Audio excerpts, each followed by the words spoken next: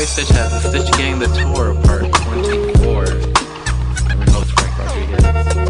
With me, as always, he is a black belt in the Crystal Trophy system.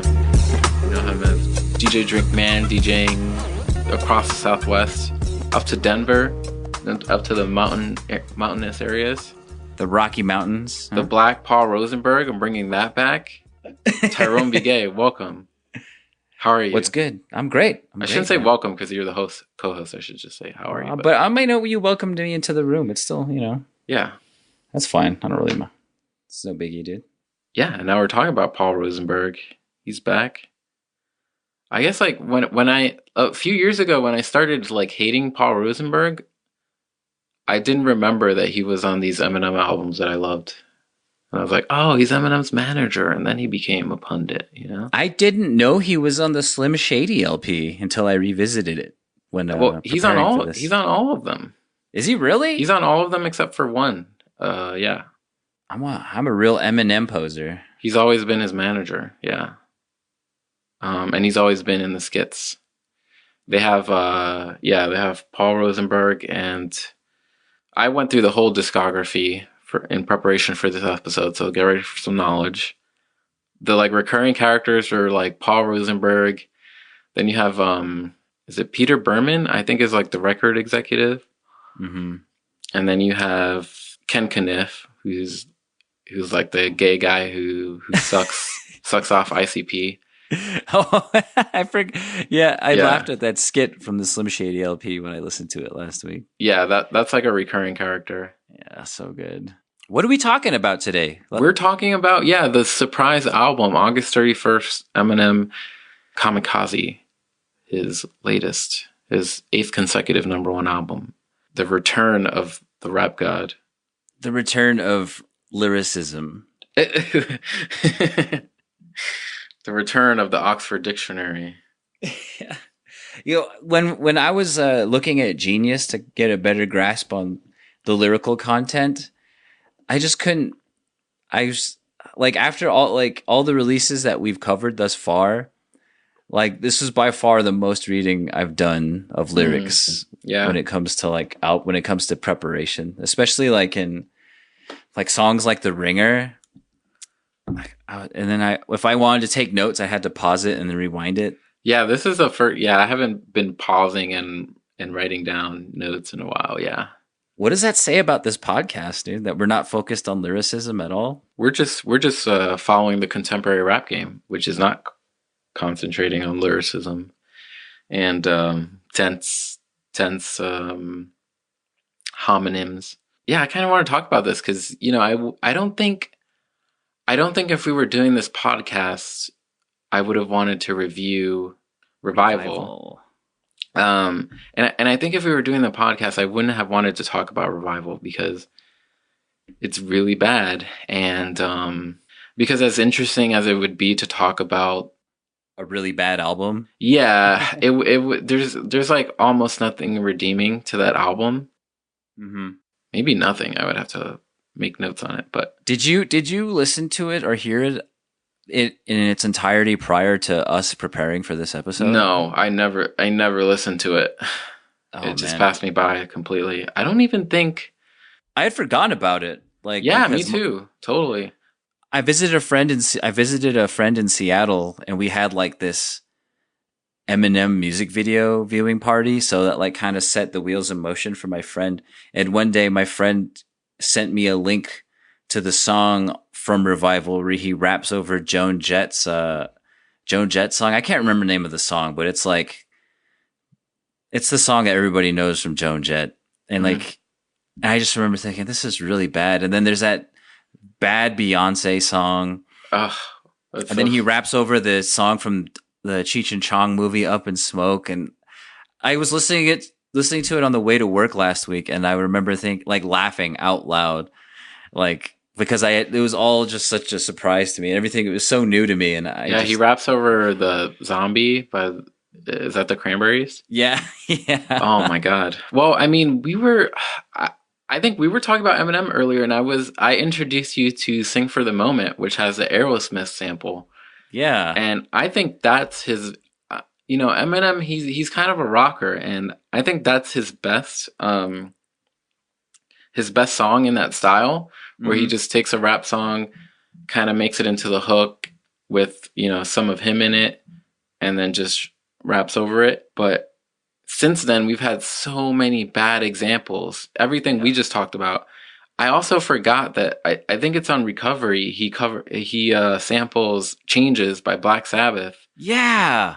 Oh man, What an and asshole. that song, that's probably of all these songs that he sampled, that's probably the one I have the most connection with, Oh yeah, and it totally. hurt me the most.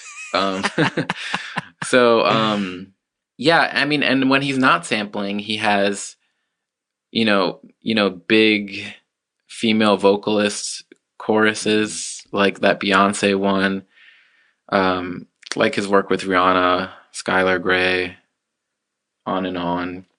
Here, the woman hook is left towards the end, and it's kind of one of those. It's kind of off kilter, so Yeah. it's not one of those like big inspirational songs. And this album benefits a lot from that, from not having that this one's for the troops song. Um, but Oh yeah. man, who is she? Jessie Jessie Reyes. Who is Reyes. she? She's a Canadian singer. I don't know what her. It's her affectation's really weird. But anyway, yeah. I mean, this is much shorter than a lot of his work too. Mm-hmm. Especially like a lot of his later albums. I was gonna listen to Marshall Mathers too, but I think it's an hour and 17 minutes, and I was just like, I don't have time for this. Before we go on any further, I would like our listeners to appreciate what Frank has done to prepare for this episode. I think he's revisited almost every album since the Slim Shady LP, and it has brought to my attention a lot of very choice tracks here. Yeah, I listened to everything except Marshall Mathers 2 and Encore, which I've listened to Encore before. Marshall Mathers 2 I didn't listen to at all, except for I think the Stan sequel. I listened to that like one time. And what was your favorite album? What records did you say that you really liked? Eminem Show is my favorite. Yeah. Yeah. And I think Haley's song is maybe my favorite song. Was that song where he raps in the Eric Cartman voice on that one? Or is that yeah. No, that was on Curtain Call. That was kind of like a B-side that was thrown in. We're talking about Fack, which is Fack. which is referenced on Kamikaze here. Jesus, man. Yeah. Fucking dare he, man. Like, Jesus. So but anyway, yeah, so Revival, really bad. I mean, he has these really political tracks. It's so weird. It's all the Colin Kaepernick, Black Lives Matter stuff and anti-Trump stuff. Like, do we need to have Eminem compare Trump to the KKK and Nazis?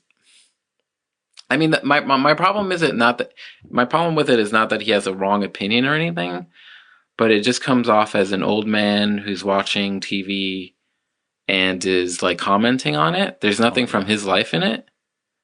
I mean, we know that this guy grew up around a lot of black people, and he grew up in Detroit. He should have something to say about systemic racism that's a little more specific than what he was going with on Revival. What I would also say about his past releases, so we could get on to Kamikaze, and I think John Caramanica did a whole podcast on this. It was like hip hop changes, Eminem doesn't. And like whenever you listen to him, it sounded like a man frozen in time. 100%. Yeah, like if you listen to there's his first album coming back was Relapse, and some of the styles on there are so bizarre. It's like he was trying to invent new styles, but new Eminem rap styles, but they weren't referring to anything. They were just like different voices instead of different rap styles. And then he started doing, and then he came back with Recovery, and then he became like Eminem big pop guy. Eminem, My Best Friend is Pink guy, and he did that, but that style wasn't like anything any it wasn't contemporary at all. So the reason I think Kamikaze is so interesting is because very he's engaging with contemporary rap in a way that's not just, there is some of this. There Mm-hmm. is saying like, there's no lyrics and you can't stick to a subject, and maybe I agree with some of that stuff. But he also engages with rap style in a way. Yeah, and but he also but he's also doing his like, his lyrical typhoon shit. Yeah. Um, and some of the technique is amazing. I'd say on the first three tracks, which I think is basically the heart of the album. You have him like changing speeds and just fitting in words, and I actually didn't pause that much because when he raps really quickly, you can basically hear everything. I mean, he's very he has great elocution in these like fast raps. Well, is it? And it's kind of like, I just feel like his technical proficiency is just wasted. I don't really know, like, because I was listening, I was blown away. I'm not gonna lie to you, like, by his like his abilities to just fit as much words into the cadences that he could, and like he can rap, but I just don't. Well, that was the frustrating part Yeah, I mean, I would say like, all right, let's just start from the ringer, right? yeah, He sometimes gets lost and gets off track. Like even when he's dissing like MGK, he'll start dissing him, but then he'll start talking about like apricots and stuff yeah. because he just goes off into a different rhyme, and it's like, wait, aren't you trying to diss someone? But he's also, rhyming his ass off. And I don't know. I think there's like 30% like empty rhymes in some of these tracks, but I think the rest is like good rapping. Mm. I was really surprised by how much I liked, especially these first three songs. But there is a lot of emptiness there. Yeah, there's a lot of like bullshit rhymes. Like Real hibbity young hoppity young type thug shit. poster. Yeah, yeah. But Like, it's and not it, like but it's not like, it's kind of cool to make fun of like white guy raps, and that dude Token who's like, yo, send this to Cardi B, token. show her how to Yeah. rap. And like that dude Token is that guy can't rap slow. Like Eminem can Mm. do a bunch of stuff and he can write songs. I mean, the reason people make fun of that sort of white guy rapping is that it's not like there's no songwriting or spirit or bounce to it. I feel like on here he's going beyond like just rapping to rap sometimes. But yeah. Sometimes, But enough like for me. I don't know. Enough for me to be satisfied.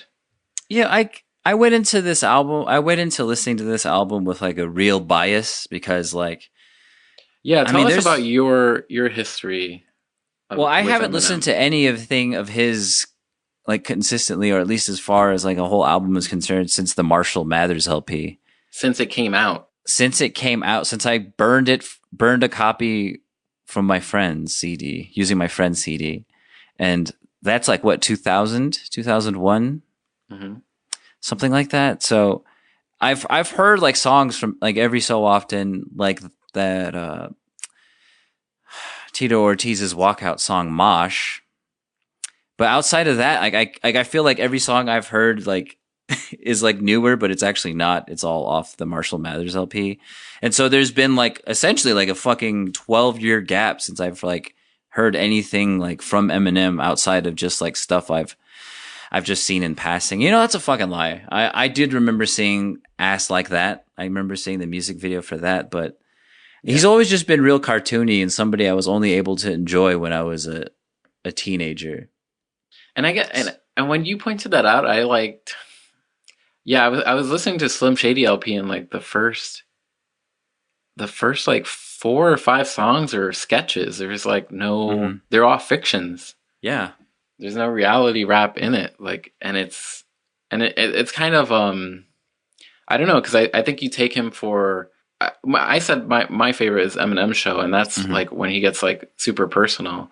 Yeah. So I just think of like those songs as being, those like cartoony songs as being on the side, but like, yeah, early on, that was most of it. Yeah. And but now when he, I guess, to call upon John Caramonica's point, like he does bring that stuff back, but it just seems like it's like that whole cartoony type thing. And he does it on his hooks mainly.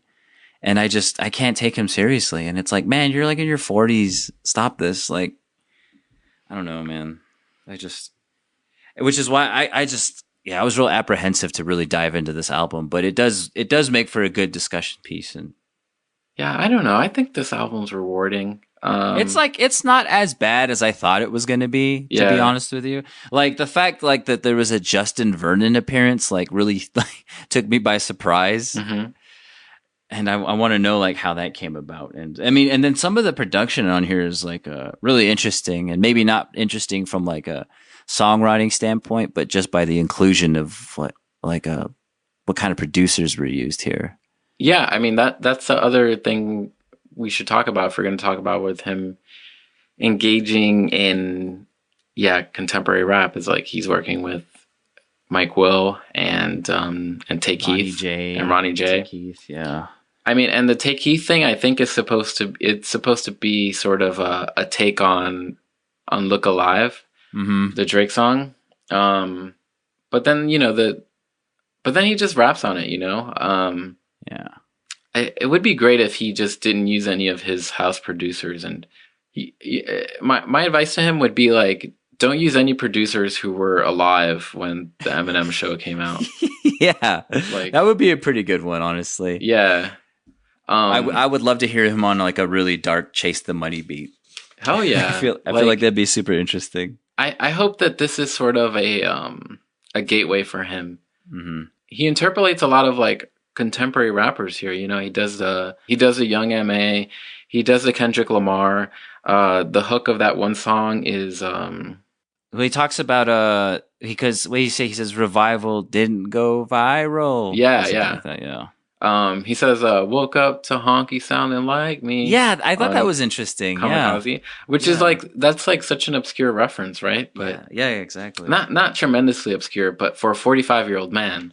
Exactly. It's like it's but I also can't get the feeling that like I can't get the picture out of my mind of an old guy being like, see, I'm in touch with the culture, sir. Okay, all right. Yeah, no, like, that's I can't, not how I took it. I can't help but get that vibe as well. But like, it's kind of like you get, and I feel like what that's does he the whole benefit thing from that? Like, he doesn't have to be cool or anything. Like, well, at the same time, it's kind of like the I don't know. I just can't help but feel like I'm listening to a teenager lash out at negative, like at criticism, and it's like, you can kind of see it as two sides of the coin, where like he's embracing his contemporary rappers and contemporary rap, but at the same time, it's like he's clearly like criticizing contemporary rappers and mumble rap, and I don't think he really has an idea as to what mumble rap is, because it seems as though his criticisms aren't really fitting. Well, they don't really go at mumble rap specifically. Mumble rap or trap, like, it's not worth listening to about. Yeah, I think mumble rap's the new trap, in that like it doesn't mean what it officially, like it doesn't refer to what it originally referred to anymore.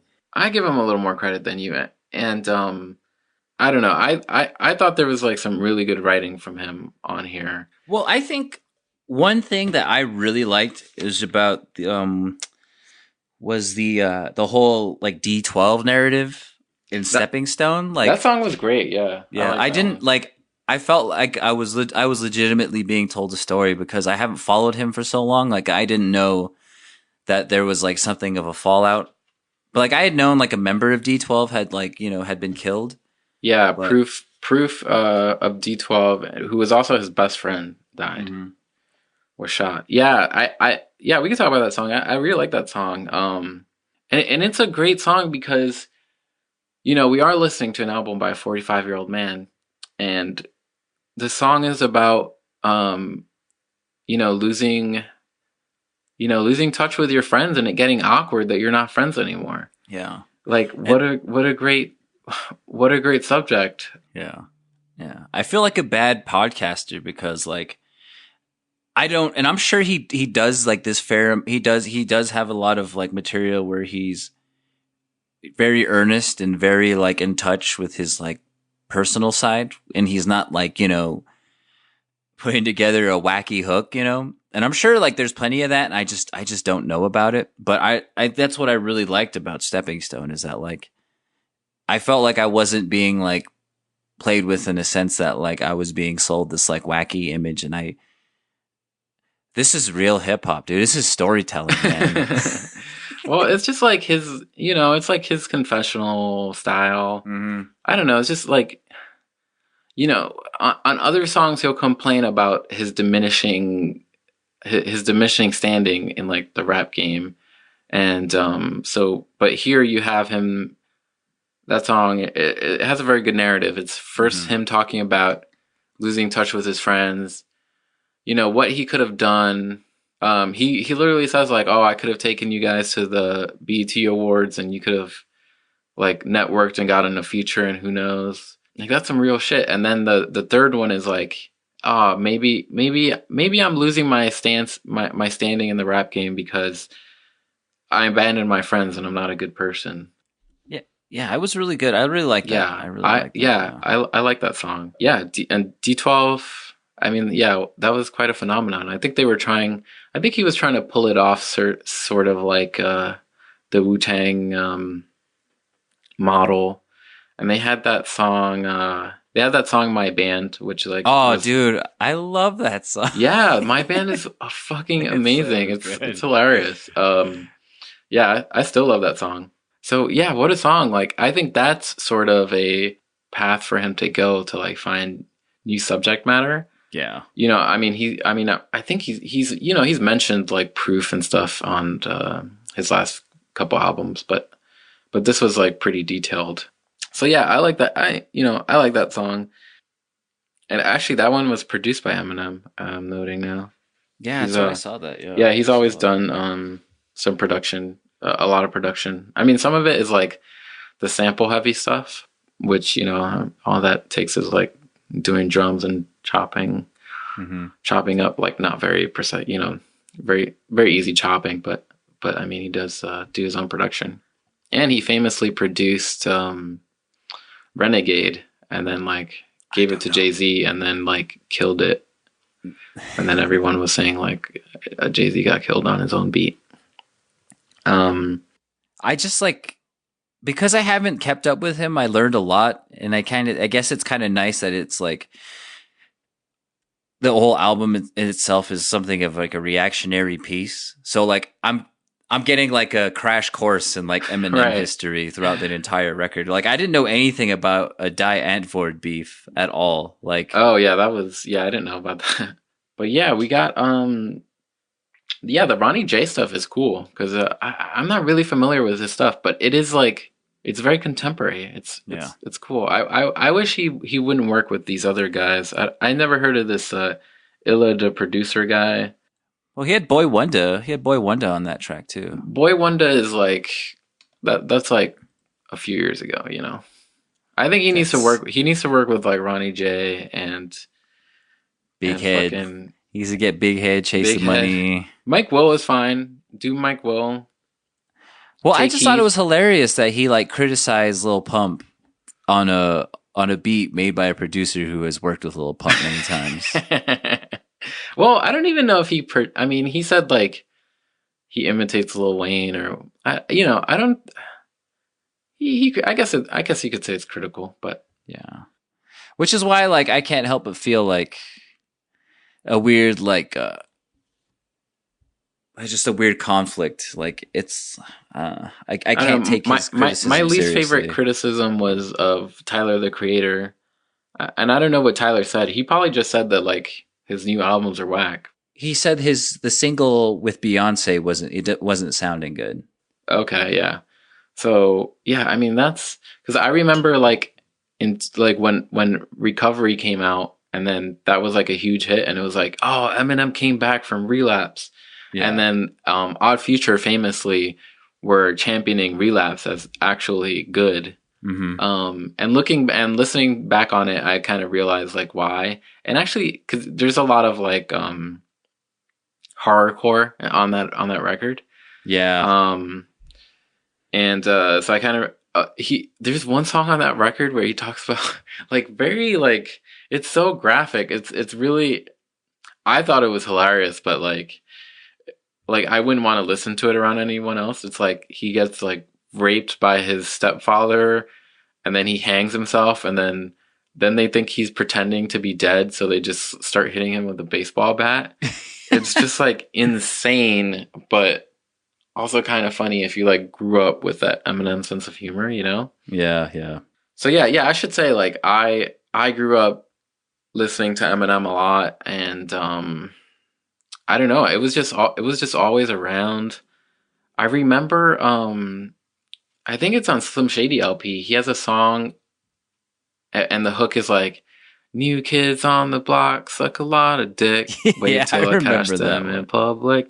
And I have this really intense memory of being like 10 and vibing hard. No, there was like a kid that just moved in. His name was Justin, and I don't know, everyone was obsessed with like hating on him. And like my friend brought me in, and he played that song for me, and he was like, "New kid on the block, Justin sucks dick." And I was like, oh, okay, yeah, okay. Yeah, he does suck dick, just like the song says. But I never realized that there was, I didn't realize that there was a band called New Kids on the Block. And I don't think my friend did either. And we also made fun of him a lot because he was like quote unquote white. He was just like a really light skinned Puerto Rican, which is funny that we would make fun of him using like a white rapper songs. Yeah. But like, I think like to us, like Eminem was just hilarious. You know, I watched a lot of South Park back then. It might be like, yeah, because you're like a little bit younger than I am. So yeah. Like, I think it makes a little bit more sense for you, because at that particular point in time, I was like, I think, let's see, the Slim Shady LP came out like in 99. Yeah. And the Marshall Mathers LP came out like in 2001. So at that point, yeah, 2000. Wow, even earlier than I had thought. So at that point, I was like 15, and I was already like kind of post like that MTV rap, like new metal, like death metal stuff I was getting into. So like at that point, I kind of dropped it. But yeah, part of me wants to say like that kind of humor was like only enjoyable for me as a teenager, but I was an idiot. I still am. So I guess that argument doesn't really hold much water. So, but it's like, it kind of makes sense. Were you into South Park? I don't think I really. My mom rented the first like because back at that point, like the seasons came out on VHS tapes, and there were multiple VHS tapes for the seasons, and so she had rented that for me, the first like few episodes on one VHS tape, alongside like, I want to say like UFC 3 or 4. So that was my only exposure, because like growing up in Gallup, we didn't have Comedy Central like as part of like a cable offering. So I didn't get into South Park actually well until I was in college, actually, when I had cable in my dorm room. Oh wow, okay. So like I was hitting like season 7 South Park. So right. I mean, I got into it, you know, because I was a college kid. Yeah, I mean, for me, like both Eminem and South Park, I never asked my mom to, and I didn't even have cable, but like I would go over to my cousin's house or like someone else's house to watch South Park. Yeah. And you know, like I said, like with my friend, I remember watching the concert movie from the Anger Management tour. It's like a really famous Eminem like concert movie where he's wearing like an orange jumpsuit. I remember that. Is he wearing like the Jason mask too? Is that yeah. Is that it? Yeah. So like it was just kind of like around, and then you know, I don't know, this past week or two, like studying this, like especially your reaction has made me realize that I shouldn't take it for granted that like everyone likes Eminem or at least thinks he's good, you know? Yeah. Like I just assumed like I mean this dude sold 100 million records, you know. Back when when people actually bought albums. Yeah, that's not album equivalents. That's like CDs, you know. Yeah, exactly. I mean, and I don't know. He has a great pop sensibility, but he's also one of the best technicians there's been in the game, and like you know, as long as he's been rapping.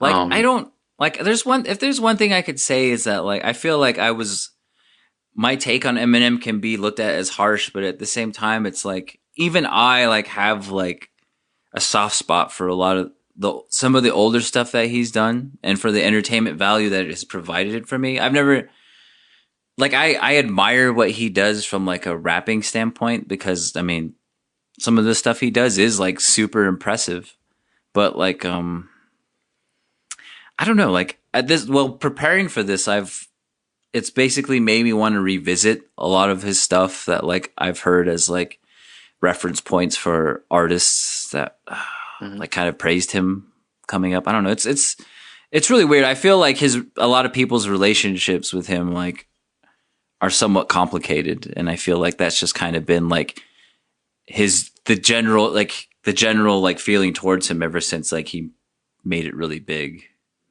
If that makes any sense. Like he thrived in a time when like I don't know. It's super interesting to think about. Yeah, I mean like his role, I mean the reason he was making fun of all these boy bands and Britney Spears and Christina Aguilera, he was kind of like the counterweight to all that.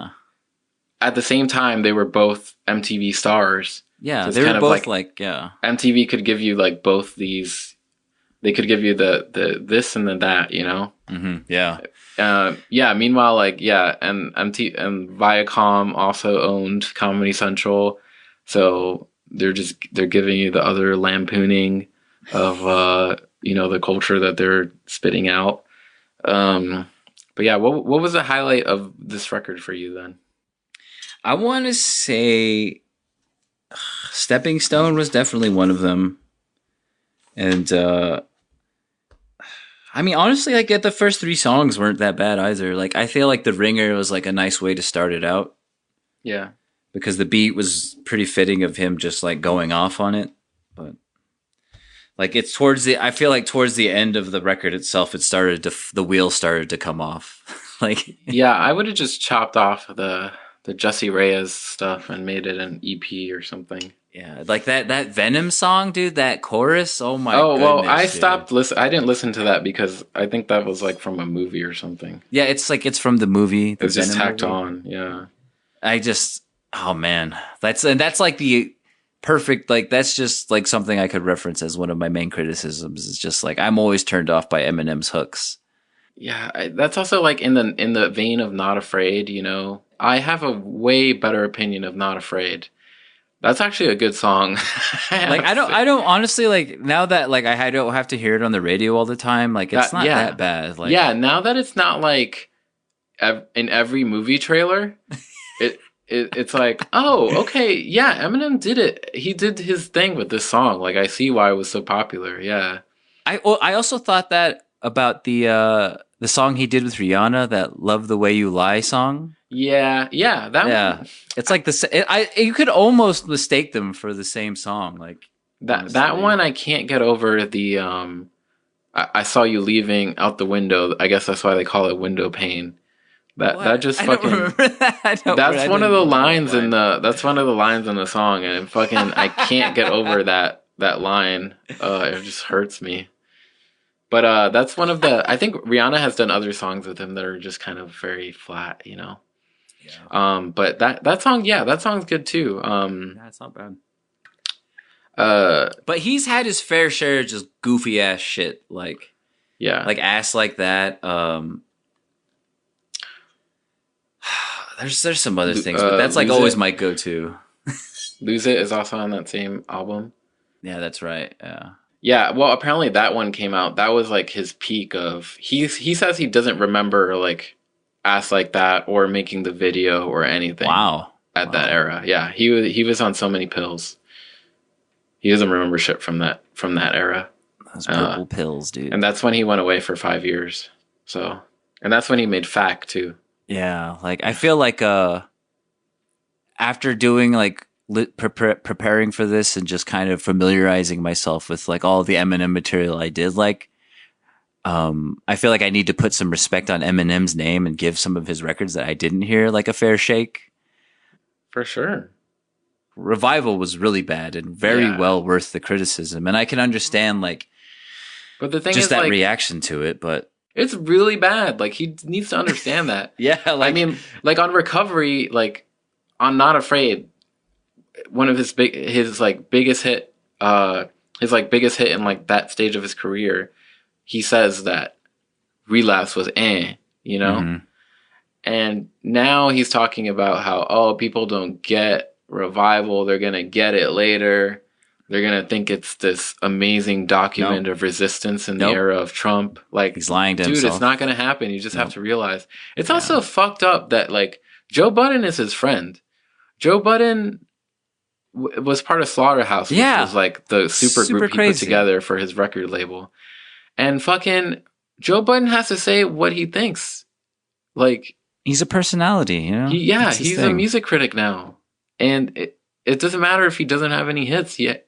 What people want to hear is his opinion. And he's going to look fucking stupid if he's like, yeah, Revival, I love it. My man, Marshall. Solid. It's a classic. A masterpiece. Fuck the critics. Yeah, he can't say that shit with a straight face. And also, he also hates Lil Yachty. Like, you have... It's not like he's like a weird outlier or something, you know? Yeah. Like, let Joe Budden have his old man opinions too. So MGK has a point, man. MGK, I did not listen. I'm not gonna listen to the MGK stuff and the response. I don't have time for that. But you did listen to Slim Anus though. I did listen to Slim Anus. Yes. You sent me that, and I was like, yes. Because I mean, ICP, they're more significant. I love Miracles, so ICP to me, they're worth listening to if they have something to say. If you grew up in Gallup, New Mexico, there's a good chance that you somehow ended up with a copy of The Great Milenko. So I think that's how I was made aware of that beef. So you narrowly avoided that becoming a juggalo? Well, I think like... How close to a juggalo were you? Well, I actually ended up owning 2 ICP albums, but it was all almost like peer pressure because like legitimately like a lot of my friends were juggalos, like just came to school with like Joker card t-shirts and shit like that. So like a lot of it is almost like in the same vein where it's like just real jokey, but they can't rap. Like, but they were very entertaining. And that's always like been my defense, is just being like, hey, they were funny and they're entertaining. I could listen to them on car rides, like long drives, whatever. I was a teenager. Like, I can't apologize for something I did like almost 20 years ago. Leave me alone, you know, like. The highlight for me of the record is, I don't think the song Kamikaze is fine. It's like not amazing, but I really like the end. It goes into like this kind of like lo-fi warbly beat. There's like a beat change up, and then he's freestyling, and it's like I don't know. I like the window into the mind of Marshall Mathers, and it just feels very natural. It's more like MGK slander, but I liked it a lot. Even though, like, you know, he says the whole, you know, I'm just freestyling in the vocal booth. I mean, you know, not an amazing line, especially in a freestyle, but I thought it was really good freestyle, and it was very naturalistic for him. And also the beat was different, you know. It's not Kamikaze was kind of up until that point, it's just like a throwaway track, in my opinion. Yeah, like, and it's also kind of like he's talking about like Fact 2017. It's kind of a piss take, and he's also rapping over like guitars, sort of Beastie Boys style. And then that beat change up comes in, and he starts freestyling, and it's a little bit of magic to me. And like I said, like the first 3 songs are good. What did you think about Joyner, who is one of the untouchables to M? He thinks so. Back in the day, he had the list that he wanted to be on, and it was Tupac, Biggie, Method Man, Andre 3000, Nas, and Jay-Z, I want to say. I think that was his list of the best rappers. I think that rounds it out. His contemporary list is Joyner Lucas, Kendrick Lamar, J. Cole. J. Cole? If you ain't Joyner, if you ain't Kendrick or Cole or Sean, then you're a goner. Oh, it says Cole. Okay, yeah. And Big Sean. And Big Sean. Those are his favorite rappers. Joyner Lucas, I've hardly listened. He did that song where he's like, it's like a MAGA guy talking to a black dude. It's like, I'm not a racist or something like that. Yeah, okay. So that's the only thing I've listened to, and God, that was embarrassing. It's so bad. But I feel like on that song, he does what Eminem does, but kind of does it a little bit better. Yeah, like, I mean, consistently, there's like thematically, I think he stays more consistent. Yeah, I mean, I kind of get like, I mean, he doesn't he rap like Big Sean? Like, there's a few. There's a few points where I feel like that. Yeah, I think to me he's just a smarter Big Sean on this track at least. Mm-hmm. But yeah, I kind of liked he like brought like a bit of a like contemporary groove to it. Yeah. But I mean, it's not like I want to go and listen to Joyner Lucas now, but it's kind of like, oh, like Eminem's having fun with his friend who he thinks is one of the best rappers. But yeah, his new list sucks, right? Like, yeah, it's not good anymore, man. He's exposing himself. Like if you have Big Sean and Joyner Lucas on your list of the best rappers, I mean, boy, like, how are you going to make good rap music in 2018 if that's what you like? You know, if that's your basically impossible. Which is why it's so impressive that he actually, to me, he actually manages to make pretty good rap music in 2018, I would say. And it's very much old man. It's very much, this is a 45-year-old veteran, but I think he pulls it off, I mean, like I said, I don't think it's an awful record. I mean, honestly, if you cut off the last 3 tracks, it's not bad, to be honest. I definitely would have. Wait, what's It's the Jesse Reyes tracks and the Venom song. Yeah, I think if you had done that, you would be pretty good. Also, I loved when he said he inspired Hobson on that song. Yeah, that's so weird, right? It's like what are you trying to take credit for, dude? Like, I forgot about fucking Hobson. Is that a good thing? I don't see that as a good thing, to be honest with you. Yeah. Inspired Tyler and like an Earl Sweatshirt, but he couldn't say that because he was dissing Tyler.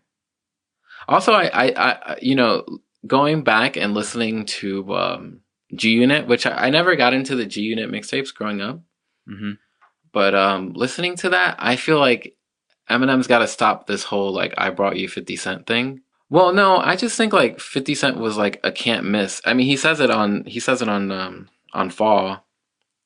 He's like, I inspired Hobson, I brought you 50 Cent, and he says that like when he starts bringing 50 Cent into his albums, he's like, I present you 50 Cent, and it's like a big deal. And 50 did benefit a lot from that association with Dr. Dre and Eminem.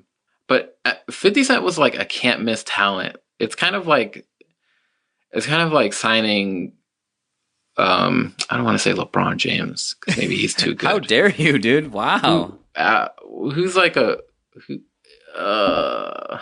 was gonna say James Harden, but I think James Harden. That's not fair to James Harden. I think 50 Cent is above James Harden. Maybe Kyrie Irving. Maybe. I kind of want to go with a small forward or bigger. I don't know. I feel like 50 Cent is like a big. I don't think he's quite Steph Curry. Yeah, maybe a John Stockton, perhaps, if we're doing a throwback. I'm out of my league trying to make basketball associations. Yeah, I just don't think that's a brag that works in 2018. Like he was gonna blow up. He was gonna blow up one way or another. Yeah. So I think if they ever got in a beef, that would be like one of the contentions. It would be like Eminem saying, I made you, and then 50 Cent being like, fuck you. Like, I'm so tired of you taking credit for my shit. Surprise, surprise. Not as bad as I thought it was going to be honest with you. Yeah, I mean, me neither. And so it sounds like I liked it, and you're saying it wasn't terrible. I had very low expectations. I'll just put it that way. And I think it was super impressive for Eminem to put this out. But yeah, I don't know. This, like, as a longtime Eminem fan, this made me happy. It's actually like interesting and fun to listen to, which his last albums haven't been. And yeah, like I said, my advice for him would be try working with some younger producers. Get him in the studio with Travis Scott, dude. Yeah, and just try engaging with your contemporaries more. Like, talk to Haley about who her favorite rappers are, you know? Yeah, it's probably Lil Yachty. Maybe. I feel or like MGK. every teenager's, it's probably like Trippie Redd. I think You we think said so? that. I said that like last time. You think people's teenagers' favorite rapper is Trippie Redd? I think so. Now that X is gone, you think? We got to find out who Haley's favorite rapper is. I kind of don't want to stalk her though, because I think that's the whole reason he's beefing with MGK. But anyway, thumbs up from me. I'm proud. I'm proud of Eminem. I'm glad he's back. Hope he gets out of the cave a little bit. Back to your original point about revival. If we weren't doing this podcast, I probably would never have listened to this album ever. In a sense, I'm glad I did, because it's like I get an idea of what I've been missing out on. And perhaps there are great moments like scattered throughout his discography since I stopped following. So right, it's definitely made me curious for sure. So yeah, it's been real. That was Kamikaze. We'll be back next week. We're gonna talk about No Name, the new No Name album. I like it, but I don't know if I'd have anything to say about it. I really like it, to be honest with you. Maybe we'll talk about damn, I can't think of. Oh, and also, I think last time we said we were going to talk about Kamikaze, and I was kidding. Yeah, no, yeah, I know you were joking about it, and then we were joking about it, and lo and behold, we talked about Kamikaze. You know? Yeah, and then I was like, wait, I actually want to talk about this. Yeah. Mm-hmm. So yeah, for Stitch heads, you should know, that we were taking a piss when we said we were going to talk about this album last week, and lo and behold, but we did it. It's to be fair, it's like too interesting of a topic to avoid. Yeah, it's one of the more interesting narratives going on in rap music right now, outside of like whomever's pistol whipping whomever. It's like because I mean, and that's just why I'm at a loss for what we could potentially cover. Like I suggested the Saw Baby record, but I mean, I was like you in that, like, I wouldn't have much to say other than I really like it. I really, really like it, you know? Yeah, but that's I recommend that one for sure. Yeah, definitely. Check it out, Stitch Heads. Anyway, as always, subscribe, tell your friends, follow us on Twitter. If you listened if you're listening now, please reach out, tell us what you think. What's your take, listener? Smash that retweet too. Smash that retweet. All right. Peace. Laters.